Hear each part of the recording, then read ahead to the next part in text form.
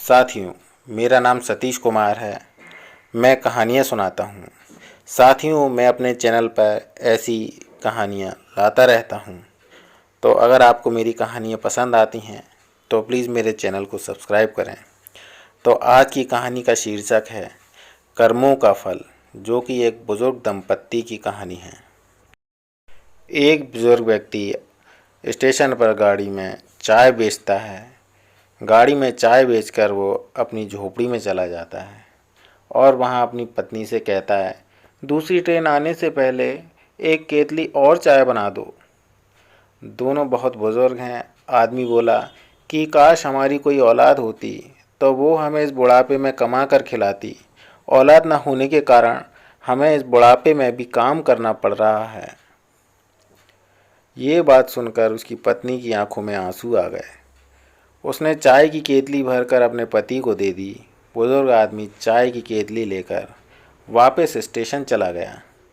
वहाँ उसने देखा प्लेटफॉर्म पर एक बुजुर्ग दंपत्ति जो सुबह से शाम तक एक बेंच पर ही बैठे थे।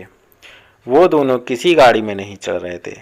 तब वो चाय वाला बुजुर्ग उन दोनों के पास गया और उनसे पूछने लगा कि आपको कौन सी गाड़ी में जाना है। मैं आपको बता दूंगा कि आपकी गाड़ी कब और कहाँ आएगी। तब वो बुजुर्ग दंपत्ति बोले, हमें कहीं नहीं जाना बेटा। हमें हमारे छोटे बेटे ने यहाँ एक चिट्ठी देकर भेजा है और कहा है कि हमारा बड़ा बेटा हमें लेने स्टेशन पर आएगा और अगर बेटा ना पहुँचे तो चिट्ठी में जो पता लिखा है वहाँ आप पहुँच जाना।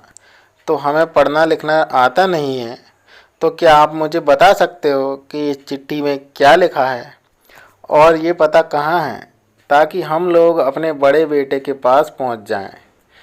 चाय वाले ने जब वो चिट्ठी पढ़ी तो उसके पैरों तले ज़मीन खिसक गई। उस चिट्ठी में लिखा था, ये मेरे माता पिता हैं। जो इस चिट्ठी को पढ़े वो इनको पास के किसी वृद्धाश्रम में छोड़ आए। चाय वाले ने सोचा था, मैं बेऔलाद हूँ, इसलिए बुढ़ापे में काम कर रहा हूँ। अगर मेरी भी कोई औलाद होती तो मुझे काम ना करना पड़ता। इस बुजुर्ग दंपत्ति के तो 2 बेटे हैं, पर कोई भी बेटा इनको रखने को तैयार नहीं। संत जी संगत को यह घटना सुनाते थे और संगत से पूछते थे कि बता औलाद होनी चाहिए या नहीं। संत जी कहते थे, सुख या दुख औलाद से नहीं मिलता। सुख दुख तो अपने कर्मों के अनुसार मिलता है। ना कोई औलाद सुख देती है, ना कोई औलाद दुख देती है। अगर आपके कर्म अच्छे हैं तो आप अकेले ही बैठकर खुश रह सकते हैं, और अगर आपके कर्म बुरे हैं तो आप राजगद्दी पर भी बैठकर दुखी ही रहोगे। सुख और दुख का औलाद से कोई मिलान नहीं, ये हमारी गलतफहमी है। सबसे अच्छा कर्म है। कर भला होगा भला, करके भलाई देख ले। साथियों, बस इतनी सी थी कहानी।